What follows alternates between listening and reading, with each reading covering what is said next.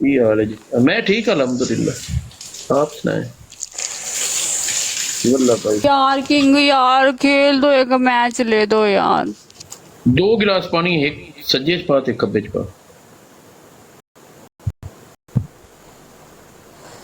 Okay तो okay. मैं जेड़े हकम तेन ले जाना चाहना हौसला करो,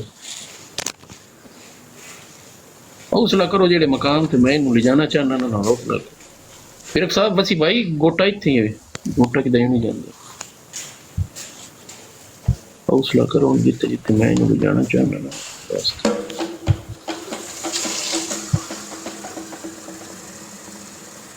राम प्लीज बख्श वास्ते। ये 2 गिलास की बोतल है, ये देख लो कितनी बड़ी। मेरा प्यो वेलकम मेरी जान। हाँ बोल तेरा प्यो अगर तू रियल गिफ्ट देना ते सानू भी कोई 2 शेर मार छड़। अगर तू एजेंसी वाला बंदा है फिर ना दे, फिर तुसी अपने होस्टा नहीं मारो, फिर असि फिर को नहीं लेंगे। ये हाल है जी। मैं ठीक अल्हम्दुलिल्लाह, आप सुनाए? वल्लाह भाई बड़ी गल मेरी ते साडी मेरी तू थोड़े अखा अगे रताना आ जांदा है, या को मशहूर कर दी जे बलांग को ना जाओ, या असि थोड़ी इज्जत च को फर्क पैंदे होइए। अल्लाह दी कसम है जितना वो टट्टे चुकदा है ना असि भी उतनी चुक। मलंग हुण तू आ जा मैच विच, हुण नहीं तू किते भी जाना, आ जा। तेरी ऐसी भाई असि भी बिरावा दे ताबेदार यार।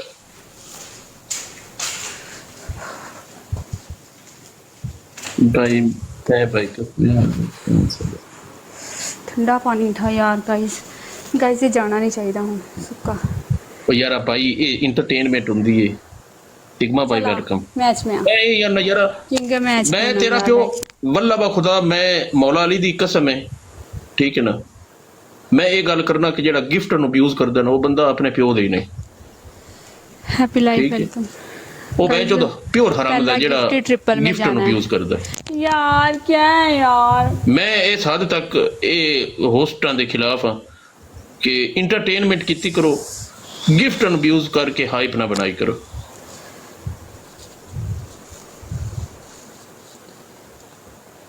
सिगमिया आई लव यू। ट्रिपल बाकी होस्टां दी मर्जी यार। Triple guys triple